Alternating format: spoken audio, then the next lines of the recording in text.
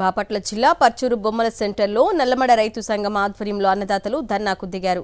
గుంటూరు ఛానల్ను పర్చూరు వరకు పొడిగించి సాగునీరు ఇవ్వాలని కోరుతూ ఆందోళన చేపట్టారు. ఎన్నికల సమయంలో కూటమి నేతలు గుంటూరు కాలువను పర్చూరు వరకు పొడిగిస్తామని హామీ ఇచ్చి తీరా అధికారంలోకి వచ్చాక విస్మరించారని రైతు సంఘం నాయకులు ఆగ్రహం వ్యక్తం చేశారు. ఇప్పటికైనా ప్రభుత్వం స్పందించి పర్చూరు పరిధిలోని గ్రామాలకు తాగునీటి సమస్యను శాశ్వతంగా పరిష్కరించాలని అన్నదాతలు డిమాండ్ చేశారు. అన్ని గ్రామాల నుంచి కూడా మహిళలు ముందుకొచ్చిన తర్వాత ఈ సమస్య ప్రభుత్వం దృష్టిలోకి వచ్చింది.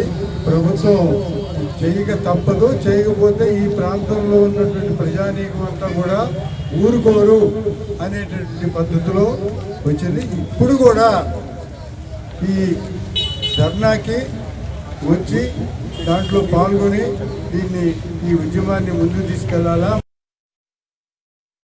13 నెలలు నల్ల చట్టాల కోసం ఢిల్లీలో రైతులందరూ కూర్చొని 13 నెలలు రోడ్డు దిగకుండా పోతేనే మోడీ గారు ప్రధానమంత్రి దిగొచ్చి నల్ల చట్టాలు రద్దు చేసి నమస్కారం పెట్టి వెళ్ళిపోయారు. అంతేగాని ఊరకనే రావు, ఏది రాదు. మనకి నీళ్లు రావాలి అంటే మీరు రోడ్డు ఎక్కింది ఎప్పటికీ జరగవు.